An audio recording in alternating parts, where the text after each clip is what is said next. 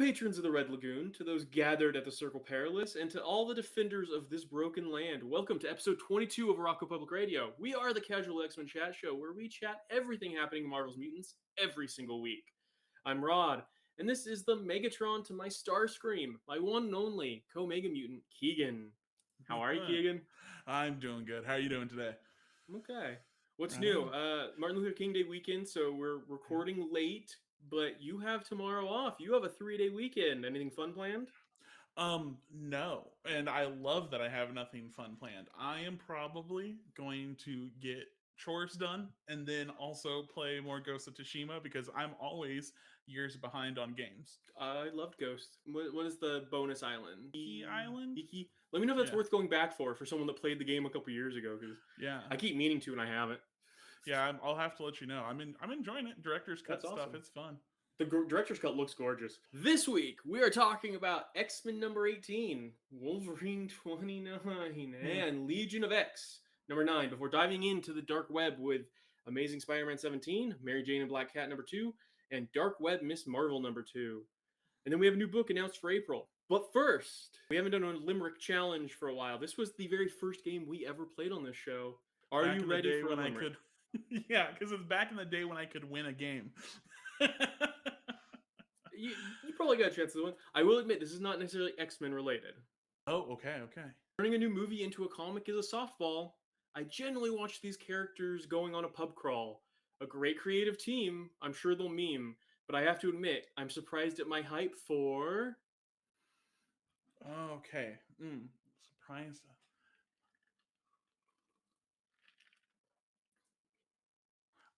I have no next fall. Grootfall. You were so close. Ah. Not the world's biggest Guardians guy as characters. Love the movies, but between Dan Abnett writing a Groot miniseries and Jackson Lansing and Colin Kelly, the team behind Captain America: Sentinel Liberty, writing the new Guardians book coming April, I am very excited for Grootfall. It's a whole like Western like motif. They're on like it's the Guardians on Tatooine essentially, but it looks really fun. And Yeah, I love that creative team. I've only seen like little bits of ad for it, so I wasn't really very sure of like what exactly it was. They've been really slow with the rollout. They announced the Guardians book a while ago, and then they've been doing the Grootfall tease. And just I think yesterday, they announced the like Groot mini series origin story. But yeah, it's all like a the man with no name, but with Star-Lord kind of vibe. It looks really cool. Okay, that's really, really cool. I'm excited for whatever it's going to end up being. Absolutely. Speaking of Guardians, did you ever play the Guardians of the Galaxy game? No, it's one of those. I grabbed it when it was free on PS Plus, and I haven't played it yet. Check it out. I adore that game. Absolutely adore it. Yeah, I'll go back to it. I've been really cynical with Marvel games not made by Insomniac after Avengers kind of burned me, but I will definitely check Guardians out. I need to get into the Midnight Suns that came out too, because I've been hearing really good stuff about that. We've got the 3 books. 1 I loved, 2 I definitely did not. So do we want to raise my blood pressure a little, a lot, or do we want to burn my happy vibes right from the beginning? What do you think? What do you... I'll go any direction. Which way do you want to start? Let's save Legion for a little while. Okay. So do we want to start really hot or just a little hot? You want to ramp up, go kind of hot, and then go really hot? Let's do it. So let's talk X-Men 18, a book I was really excited for. Written by Gerry Duggan and drawn by Cia Villa, it opens at a quiet council meeting where Beast is recapping the background of old Laura's time in the Vault and the fact that she's immediately granted membership on the X-Men and calls everyone else rubes for allowing that to happen. Hank and old Laura are visiting young Laura in Detroit, where she's on an exterminator's mission. The two Lauras don't get along and they chat while killing some vampires. Jubilee makes young Laura wear a Santa hat, really drilling home Marvel's delays this year. The two Lauras go off on their own down a tunnel to hash things out. In the meantime, Cyclops and the team rescue members of an Orcus station that malfunctions in space, hoping for some goodwill, you know? The Lauras agree not to be friends and to be aware that if they die, only one is getting revived, apparently. Old Laura needs a new name because apparently young Laura gets sole ownership, which someone needs to tell Benjamin Percy. Beast continues to try to convince the Quiet Council that two Lauras is too good of a coincidence, but Jean just writes Beast off as a jerk now. And then we see Captain Corsair send a distress call to his sons to protect their families and warn them that the brood is coming. And then we see him all bloated and dying. So that's just to kick off the Brood crossover. So that had nothing to do with anything we'd seen in this book, but was a nice little like, hey, crossover starting next month. I was so excited for this week to finally get some existential questions answered. What happens when there's two of somebody? What does that mean for the whole soul gambit that they're going for?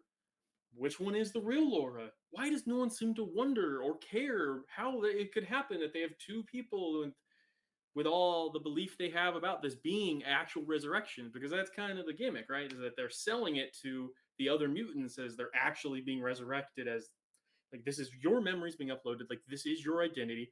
They don't go into any of the questions of identity. It's just an issue of them quipping. Why are both Lauras so unlikable? Like they seem to hate each other for no reason. Yeah, that one really like the immediate animosity is really weird to me. I don't understand it at all. How is fucking Beast the voice of reason in this book? Why does Jean recognize what a piece of shit Beast is here, but never wonders where her lover Logan has been? Can't call him Wolverine because apparently young Laura, has sole dibs on the title. I don't think this book was as bad as some of the other books I hate on, but I think because I was like legitimately excited for it, I'm so mad at it. Yeah, I think the problem is that it had the potential to be a lot more than it was.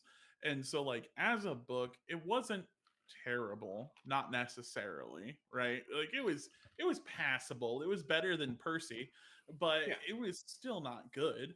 I mean, honestly, one of the things that stuck out the most to me, and I think I mentioned this in the Arakko Public Radio Discord, that Link in the show Duggan, notes. Everyone should join. yeah, exactly. Duggan is no Leah Williams. No. His attempts at writing any of the little exterminator cameos were awful. Like I want to give it credit. That scene and like using them did make me really happy, but not because of the way he wrote them, just because that reassures me that the team's not going anywhere. Right, like it was nice that it kind of canonized the team, right? Well, It added them into like the main continuity.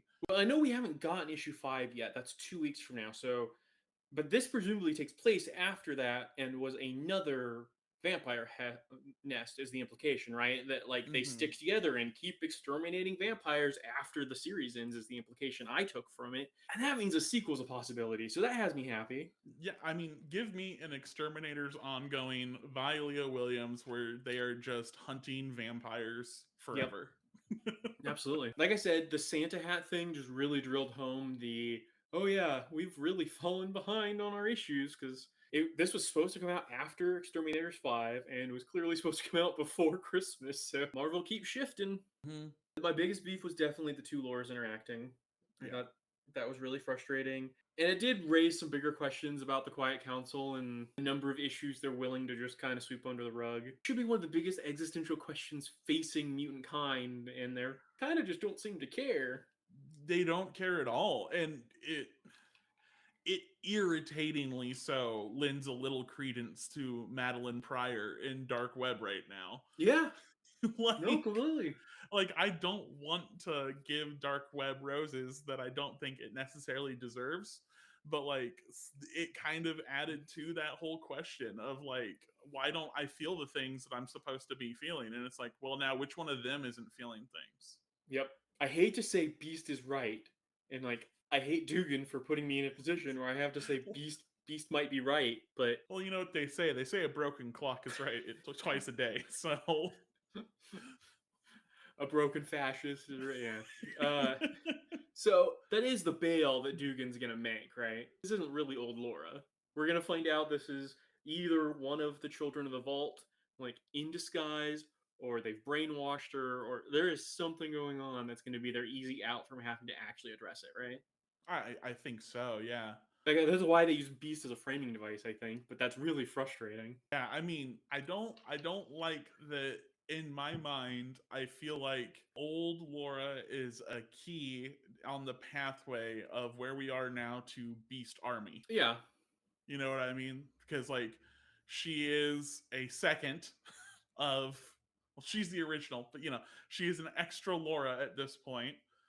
I I worry that he's going to experiment on her or something. Either that, or he's gonna just look at it and say, "Oh, well, if there could be two hers, there could be 1,000 me's," and Yeah, really don't have anything else because this didn't go into any of the topics I wanted it to go into. I just had to yell about how it really, really tarnished not one but two versions of one of my absolute favorite characters. yeah. I mean, Even the like cynical when old lore first shows up and's like, "Hey, kiddo," and young lore's like, "What am I, Gabby now?" Like I feel like the one thing Laura doesn't talk shit about is Gabby. That's her little sister. yeah, that was a really weird energy. Yeah. Like it was a very backhanded thing to Gabby, and I Yeah. wasn't about that. So did you ever read Family Snicked yet? I've read one issue. Okay.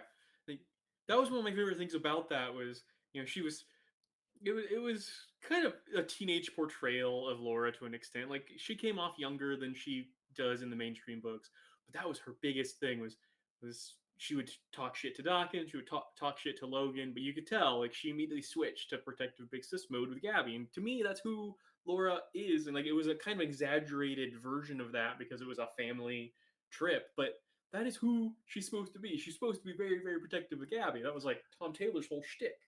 Yeah, I I feel like the exact same joke, if you want to call that a joke, the exact same beat could have been hit by her being like, "Oh, who do you think you are, Dad?" Or "Who do you think you are, Logan?" Whatever. I feel like Uh, that would have hit way better for me. I would have. yeah, I think it's a much easier way to do it without betraying the character relationship. We talked about it a little bit on the Discord, not you and me, but just me and the audience on our Discord about that Duggan to an extent just doesn't seem to respect characterizations in general. So I'm starting to see more of that. I feel like I've given him a lot of leeway as because he gets the sci-fi of X-Men, but I don't Yeah. think he gets the character work of X-Men.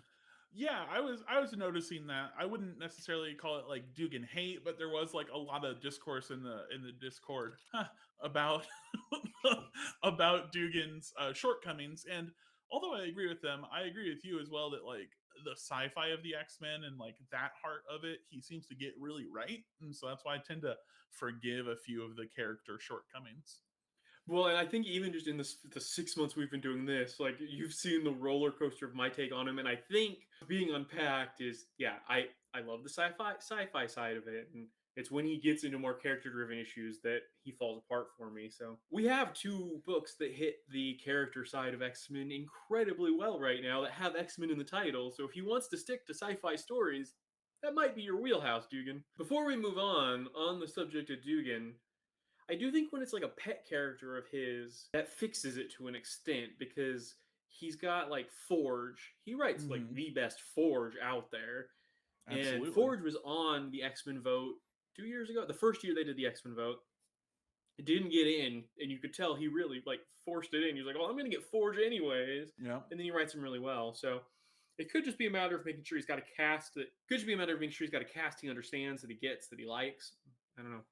Totally. Yeah, I mean, like if he's forced to play ball with certain characters that he just doesn't dig necessarily, then that could be part of it. Like I don't know why he would need to do the whole Laura thing if he didn't want to, unless it's she needs to be a pawn in another story.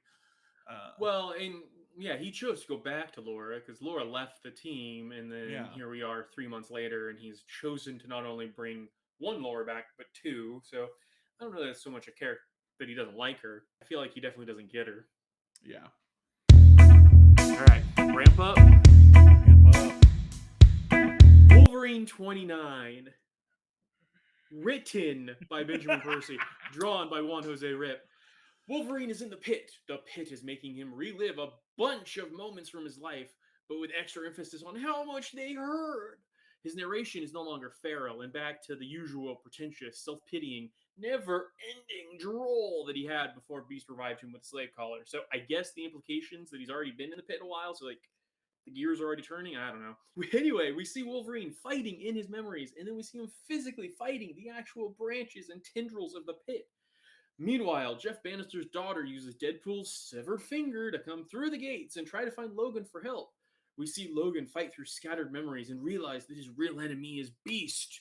Oh, also, the reason Krakoa is being an ass is that it has an imprint of Sabretooth left from his time in the pit. So Wolverine does what Wolverine does and just cuts the Krakoa Sabretooth's head off. Bannister's kid and a bunch of the other Krakoan kids find Sage, beg her for help. So they go find Logan, and he just happens to be climbing out of the pit. And she asks for help saving Daddy.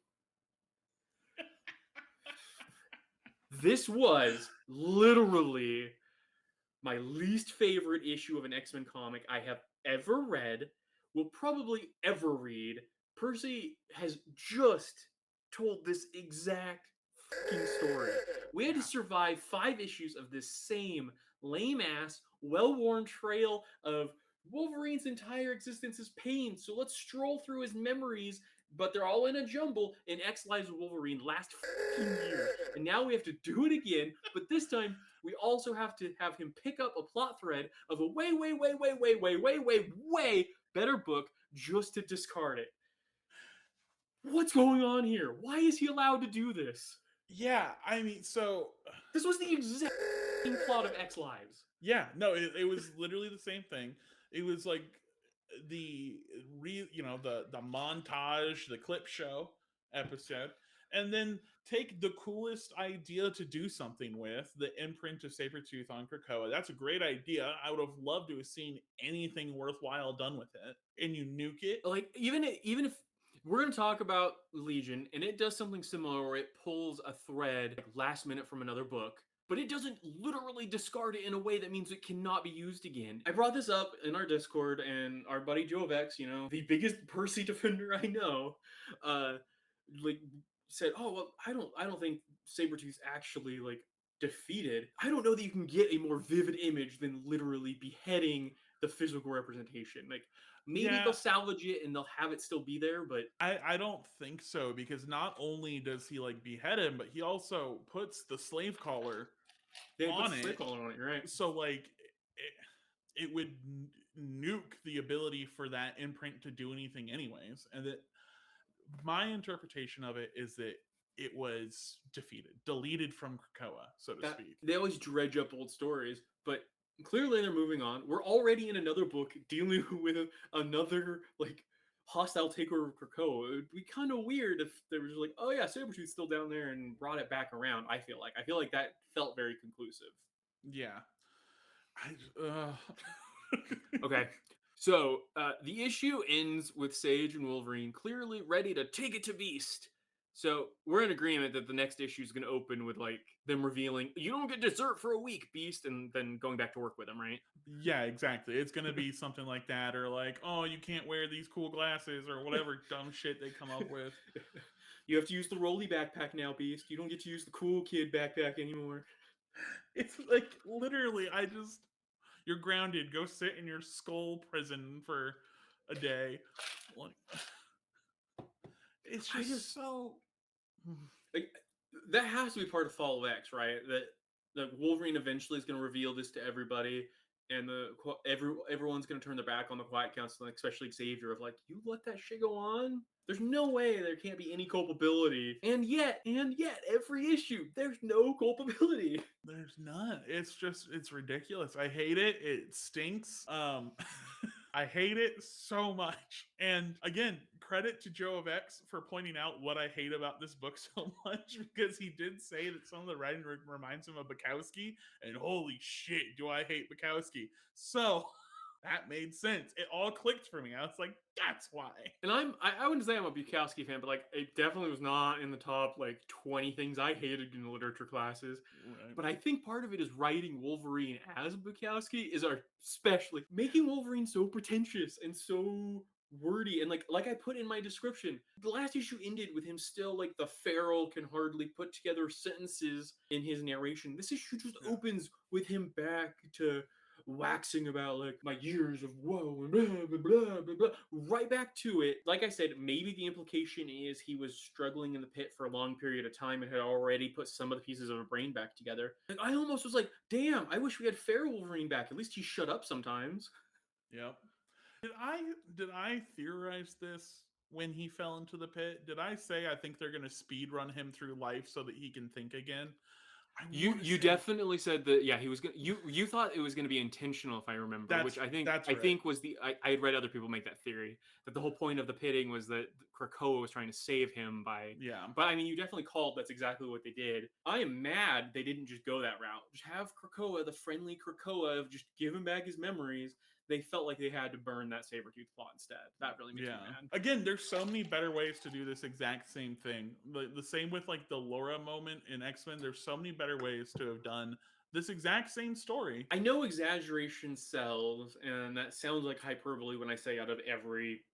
Like, this is one of my least favorite comic books I have read in my 25 years of reading comic books. There are this is the worst single issue of a comic book that I have finished. Now there's ones that I haven't finished because they were so bad. Right. Were it not for my extreme professional opinion of on this show, I would not have finished this book. How does anyone on this earth enjoy more Wolverine torture porn by Percy? Like, No, they're all exactly the same. I genuinely can't fathom reading this after over 50 other issues. This dude has written all the same overwrought, self-pitying "my life is pain" Logan, and this exact plot a year ago stretched over 5 issues when we had no other X books, so we had to focus on it because we had to be all in on X Lives and Deads because all the other books were on pause, and think, man, this is fresh. This is insightful. I don't get it. that's and that's the thing. It's like it's not even that Wolverine has had a tough life that's bad. Like when that is played for effect, it's good. I like revisiting that once in a great while. Or when it's done in a way that's new or different. Like, this is the same commentary that Claremont made 35 years ago. Like, this is Yeah. not a new thing to point out about Wolverine, that like his identity is wrapped in emotional pain because he can't feel physical pain. That has been the central metaphor his entire existence. I don't have anything to add of worth because that's exactly it. It doesn't add anything good. I'm worked up. I am sorry. I feel like I I totally am cut you too. off from a thought there, No, but this no, issue not at makes me all. really mad. It's bad. It's terrible. It stinks. I mean, I do love. I mentioned it on TikTok that like I like the official joke of this episode going up late is because we hated this issue so much that we had to prepare. I love that as the bit. That is our official line. We are late because I needed extra time to get ready for how much hate I felt for this single issue of comics. Yeah. All right. All right. Do you want to jump to Legion, which I don't know if I have to defend, but I actually really, really loved. Yeah, let's jump into like the best of this week from the X Office. Let's do it. Written by Spurrier and drawn by Netho Diaz, it opens with Legion and Fabian observing as mutants across the galaxy have seemingly unnatural and disastrous new mutations, like Nightcrawler and Angel so far in the last couple issues, and attack their loved ones. David is interrupted by his father entering the altar for a visit. He suggests that, hey, I come in peace, but we see him transfer something when he touches his son's shoulder. In Bavaria, Nightcrawler has come face to face with Margali Sardos, his adoptive mother. She feigns weakness, but Curse sees through it, has Pixie assess her magic levels, and she's at her most powerful, which also means she's at her most evil. Pixie also reveals that Margali is the source of the mutations. The Narthex, Nightcrawler's home on Krakoa, is continuing its like horrifying transformation that we saw from the last issue. And Forget Me Not, Colossus, and Lost get distracted when Juggernaut's headset that lets them remember who Forget Me Not is falls out. So there's another kind of tension breaker comedy scene between them. Banshee attempts to help Cypher sever his connection to Warlock and reveals that the spirit of variance uses the scream of change instead of the penance stare. Using that, it reveals that Nimrod, yes, Nimrod, has used the altar to hack Warlock and seize Krakoa itself. They call out to Legion for help, but he's busy giving Dad a tour of the altar. Professor X breaks down into tears, showing the first genuine emotion I think we've seen basically since Krakoa was founded. He talks about how proud he is of everything David has done, but also we know it's also because of the guilt he feels over whatever he passed on. Meanwhile, Margoli has warped Dr. Nemesis' fungus and forces him to recite pi endlessly, while Kurt Still, protective of his mother, steps between her and a vengeful Black Knight who wants to strike her down. In the middle of all that tension, Orcus agents reveal themselves and that Margoli was working for them all along. David is crippled by whatever Xavier's done to him, and Mother Righteous returns to reiterate her offer because the Technarchy has attacked Krakoa through the astral plane, turning off a bunch of the mutants' minds, turning them into mindless AI drones, and Xavier angrily is demanding to know, why are they attacking my people, he keeps yelling. Forget Me Not desperately tries to explain to the crew that it's a distraction, but since none remember him, they don't heed his warning. And the final page reveals Nimrod has taken over both Warlock and Krakoa itself. I know we have to break down the Professor X thing, but just because we just ranted on Wolverine, I want to talk about how much I love the Nimrod thing, and that might seem like uh, hypocrisy on my part because the Nimrod twist comes out of nowhere. Like we've had, like I feel like there was some real minor hints, like when he found out about Magus's death in the first or second issue, but for the most part, we've had like zero hints Nimrod was coming in, and we already had like 3 villains at play, so there was no need to introduce another new villain here. Mm-hmm. But it works for me really well because they go out of their way to like specify that like this wasn't even Nimrod's plan. This is not the big Nimrod play. This was, he saw an opportunity and he took it. So we know this doesn't interfere with anyone else's in the office's plans with Nimrod.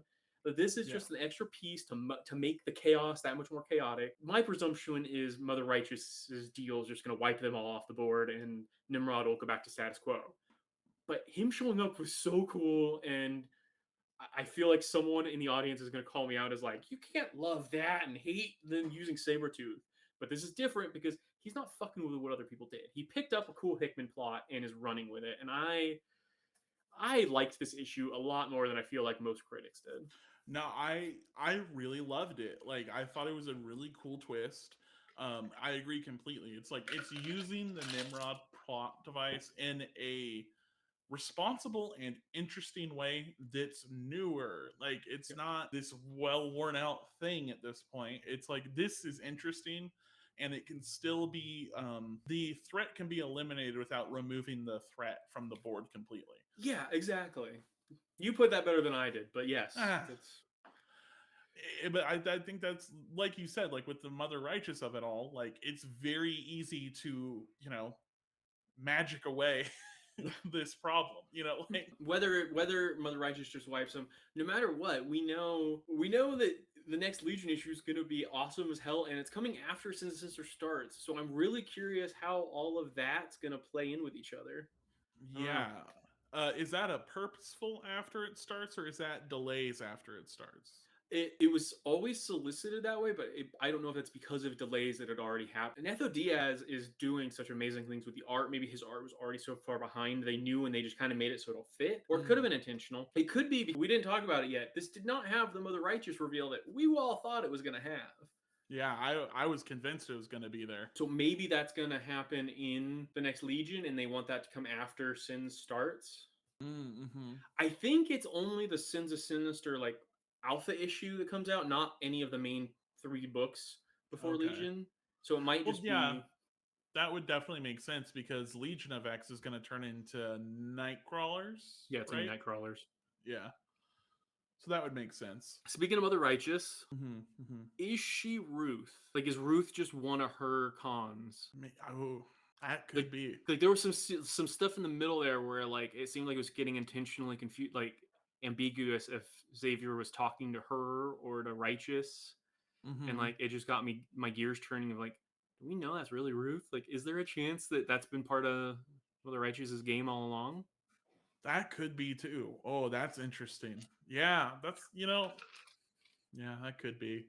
I'm very interested to see where the Mother Righteous of it all goes. Like, I want to know the full terms of this deal. What is she offering David that's so enticing and so terrifying for him? Like he seems to not want to take the deal, but it seems I think he's gonna have to.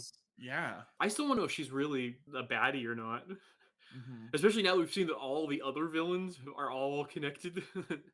Yeah, like is she actually... Orcus hired Margoli, who created the weird mutations, and like we know she's overseeing Banshee. Banshee seems to be well intentioned, or at least he thinks he is, but is he being manipulated by her? There's so much there that I can't wait to see fully unraveled. I really want to know how deep it all goes, because it's surprising me. Like, still, it's surprising me. I thought that was cool. The Banshee. Oh, what was it called? Scream of Truth or whatever it was. Scream of Change or Truth or Scream of Change. That was it. Yeah. That was cool. I liked that. Well, I liked the explanation of it where they were like, "Oh God, you're gonna do that thing, that terrifying thing," and he's like, "No, I'm the opposite, in fact." The concept though of like, "Oh no, I'm not doing that creepy staring thing. I'm just gonna scream in your face instead." Yeah. No, I guffawed. I laughed. Well, and like a terrifying, it's like force you to reveal your memories in a horrifying way. Like, I don't know, that is much better than the penance stare. I did really like, speaking of the way Spurrier writes it, I like the way he reveals the Nightcrawler drawing. Did you catch that? So when Forget Me Not's like describing what he sees right before Nimrod attacks, he's like, "Oh, there's a painting of Nightcrawler. He's hollow and a sword is present." He's describing Weaponless Zin's painting from X-Men Red, that big cliffhanger we've had of like, what the hell did she draw him? She drew him hollowed out, and then he's got a sword with him, which was the sword from X of Swords. But I thought that was like such a cool way to reveal it, because it also, like, you can easily skim right past it. I'll admit, I did my first read. I caught it when I went back to do my summary that's what the painting referred to. But I'm gonna go back and look at that too tonight, because that's super cool. It's right on the last page if you got it there in front of you. But it's in the other room, unfortunately. Yeah. Such a cool, like, again, them actually playing together, them actually like not shitting on each other's work, but tying it in, building from it. I am so excited for Sins of Sinister and for these three to do their thing. Absolutely. I mean, and like you said, it's the playing well with others of it all, right? It's being like, "Hey, can I use that building block? Thank you. You will definitely get it back." Where it's like, not to harp on the Percy of it all, but like Percy takes the block and he's that kid that like takes it and then like chucks it over the fence into the street. That's not definitely based on true life stories. Well, since you said it, the being too hard on Percy, I have to admit, if you have not joined our Discord server yet, we have like 5 emotes so far, and at least 2 of them were direct Percy insult, like just me giving Percy shit. So yeah, I'm definitely a little anti-Percy at this point. We didn't get too deep into it. Professor X, super shitbag, right? You're right. We didn't talk about Professor X. Yeah. First time we get to see like real, genuine emotion from him, and it's after he does possibly the most offensive thing he's done this week, at least. Like, we found out what Project Daedalus was, and it's literally just fucking over his kid. We don't know what did, but it crippled him. It did something. And also, like, it shows how bad of a person Chuck is, that he starts crying, and my first thought is like, "Oh, here he goes trying to manipulate David." Yeah. Like, that was my first thought. Or how quickly he abandons the crying for to scream about his people. Not worried about it when it looks like they're going to attack the people in the altar. It's as soon as it's clear that it's Krakoa being attacked, it becomes, "What are they doing to my people? My people!" Such a shift right back to shitbag. I'm very ready for Fall of X to be the Fall of Xavier. Yeah. That better be what it is. I want him kicked out of Krakoa completely. Honestly, I think the most likely thing is it's the end of the Quiet Council. I think it's going to be a new form of government takes over, whether it's an elected council or just a completely different leadership structure completely. But I think it's the end of the Xavier oligarchy, I think. Yeah. Just Xavier, just a panel of him like, "Do you think the X on my helmet stands for democracy?"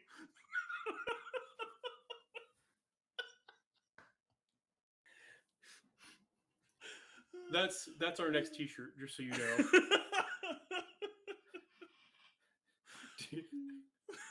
That is definitely our next t-shirt. Oh my god. I know it's stupid, but I love it. No, that was one of the most brilliant things you have ever said, my friend. That's right up there with on our very first episode, name dropping the Co-Mayor mutants. I got a good one every once in a while. All right, follow me into my dark web. The dark web. It's dark. All right, the dark web. Had 3 books this week. Amazing Spider-Man number 17, Mary Jane and Black Cat number 2, and Dark Web Miss Marvel number 2. And if you're curious what is happening in each, in Amazing Spider-Man, Peter is trapped in limbo. In Mary Jane and Black Cat number 2, they are trapped in limbo. And in Dark Web Miss Marvel number 2, she is trapped in limbo. But only for Miss Marvel, very, very temporarily. This is true. My that's actually an issue that I had. I was like, so Miss Marvel is able to just embiggen, and then like the demons are like, oh my bad, we'll send you back. But like everyone else is struggling. Oh yeah, this is a little bit of the Judgment Day tie. The very few Judgment Day tie-ins didn't work, except that's all of the series here. None of them are following the same rules for Limbo or for any of it. I have hated on all 16 previous issues of Amazing Spider-Man in this series. I will also hate on this one, but I will say of the 17, this was my favorite just because some of the demon stuff in this one was actually pretty funny. Like I loved the premise is the dumbest premise ever. Ben Reilly has to get Peter to willingly, what is it? Is it eat an apple? Eat whatever it is. It's the mulligan of the issue, the way he gives up his memories. If I'm remembering, it was eat an apple. Yeah, it's the fruit of forbidden knowledge, and Ben Reilly is the snake, and Jesus, blah blah blah. Yeah, totally, really dumb allegory, but yeah. So he's trying, and Peter catches on right away that like, because Ben's like, oh, I could just make you eat it. But Peter obviously calls him out and like, no, clearly I have to eat it willingly because he's literally got an entire workup of demons in a fake office building with a fake bugle where they're forcing J. Jonah Jameson to run a fake newspaper and force Peter to write fake articles and take fake pictures. There's a fake Sinister Six that they create, all because apparently that's how you emotionally manipulate Peter into willingly eating an apple. I don't know. It doesn't make any sense, but the demons are actually pretty funny. So yeah, in my reviews, I gave it a 3. So like the issue and like what it does for the event or the crossover, whatever you want to call it, is not great. However, the fun within the issue was fun. Like, I thought the J. Jonah Jameson stuff was super funny. I liked all of like the demon Google Translate names of the Sinister Six. Absolutely. That all was a blast. But it felt like it had nothing to do with anything or any emotion or like any stakes to it. Like, it very easily could have been its own one-shot issue, completely unconnected to Dark Web, and just been like a different villain with these guys. Mary Jane and Black Cat, I really liked the way Jed Mackey writes both of those characters, so I liked it just fine, but I really wish he could have wrote a book about these two dealing with their stuff. It had nothing to do with Limbo. Yeah, the character work is so much more interesting than the actual plot. So I had told you on somewhere that I had a proposal for you today. I want you to imagine an alternate world where all Dark Web is a crossover of 3 issues of Spider-Man and 3 issues of the X-Men and nothing else.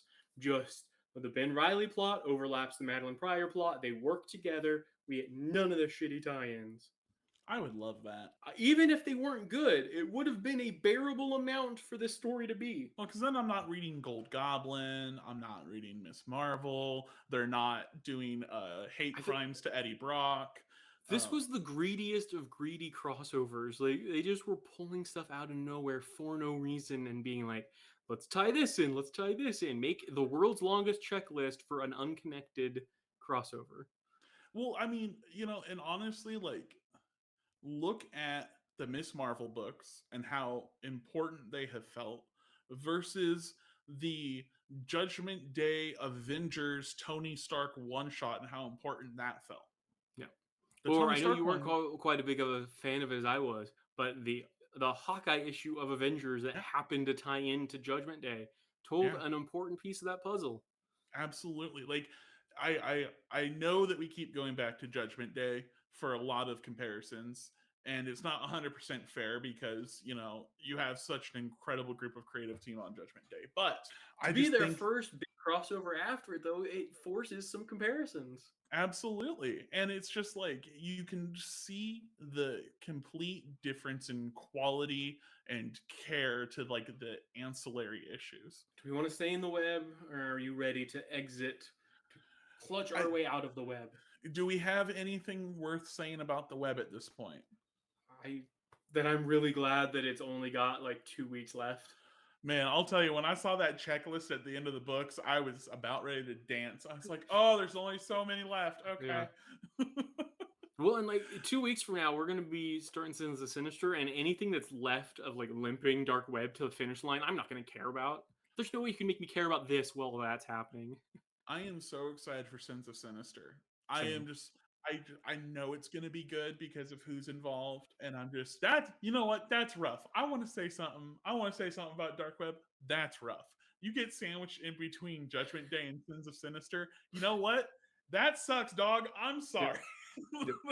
Like, that's not even our fault for not being into you. Yeah. All right.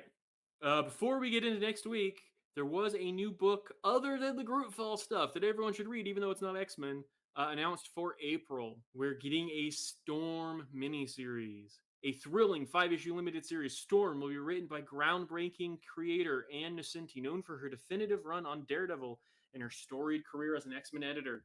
In the same spirit as titles such as Symbiote Spider-Man and Venom Lethal Protector, where the industry's greatest creators take a retro spin on Marvel's heroes in key moments throughout Marvel Comics history, Storm will delve into Storm's fan favorite punk era.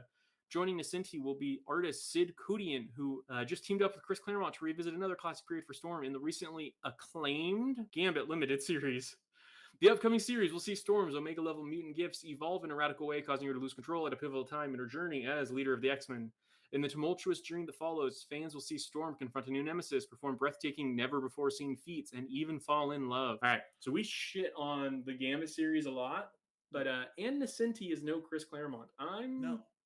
I have high hopes Well, for this. and that's the thing. I want to say it was when we had Uncanny Ken on. I was saying that like I have no love for these Claremont retro romps that like the Extreme X-Men and the Gambit. Like I got no love for them. I think they suck.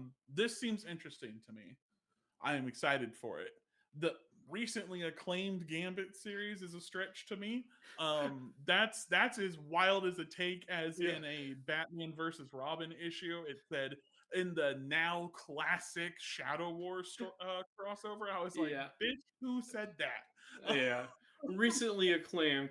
I mean, I do remember thinking the art wasn't terrible. Like it was No. the story Claremont wrote, so I'm not worried about this series because of that. But it is funny to hear the recently acclaimed. Yeah, acclaimed by who? Chris himself? Yeah. Like, I I will admit I have not read. I know Noventi has still been writing. She wrote stuff in the last 10 years that I've definitely not read. I absolutely adore her Daredevil run. I think one of the biggest like collected edition crimes of Marvel is that the only long Daredevil run they have not put in omnibus form is the Ann Noventi run. I think the Ann Noventi run, being a bad takes logo, if I can edit it in right here, more groundbreaking and more important than Frank Miller's. I love the Ann Noventi run. She took over right after him, was like, you know what? What if we did like the same level of grit, but got rid of the misogyny? Let's stop hating women. And you know what? To everyone's shock, it worked. You could write Daredevil and not hate all women. Who knew? Want to talk next week? yeah, let's talk about next week. I'm excited. Next week, we have Immortal X-Men number 10 in the final Sins of Sinister Prelude issue.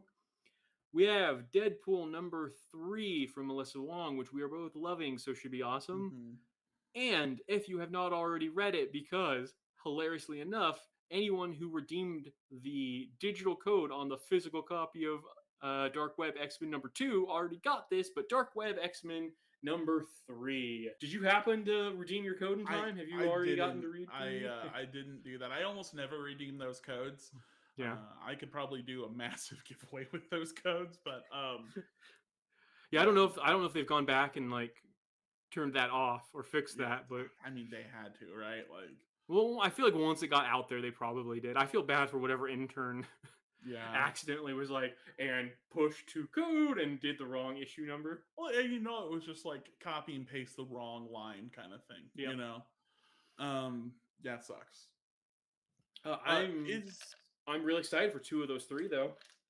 is Immortal? Is that one the Chuck issue? Chuck's on the cover. Okay. I'm excited. I mean, remember where the last one ended? Yeah, The last one ended with half the council dead. So, that's very true. all right. After some major peer pressure, we have a Discord server. And on that Discord server, there is currently pinned a comment with a promotional code for 10% off all of our merch. If you're watching the video version, you might notice I'm wearing not one, but 2 pieces of that merch. I'm wearing the kick-ass logo beanie and I listened to Arakko Public Radio and all I got was this lousy t-shirt. Both are awesome. You can get 10% off now if you go on our Discord server and you grab that promotional code or promo code as the cool kids call it. None of it is priced to where we actually make any money. We just think it's a fun way to let people rock our stuff, be our walking billboards, whatever. So if you want to support the little thing we do, go buy some stuff. It's fun, it's kitschy, and we'd love you for it. Join the Discord server anyways, just to come chat with us. That's the more important message there. And as of now, it's pretty small, but it will grow a lot in 2023, hopefully. That's right. That's what I'm hoping for. Anything you want to chat about before we wrap up? No. I think that's everything for me. Oh, the X vote is still not live. Yeah, so where's the X vote? Whenever the X vote decides to crawl out from its hole and be like, "Hey, I'm still here," we're gonna do a mini episode. Whether that's just me and Bulky, whether that's us bringing in a great ring. If we're all going to talk about who we think you should vote for, because everybody loves those CNN talking panels where we tell you what to think. So we're going to do one of those. Oh, man. I'm going to campaign so hard for someone. I don't know who yet, but I'm going to campaign hard. If soft serve is on there, you will all campaign for soft serve or we end this podcast immediately. It will be the greatest schism since X-Men Schism. In that scenario, I'm the Cyclops, by the way. Of course, naturally, of course. Make sure you like us, review us on all the places, follow us, and if nothing else, tell a friend you think might enjoy it. I'm that nerdy Papa Bear. Keegan is Bulk Ranger. Until next time, remember, friends don't let friends be Benjamin Percy fans.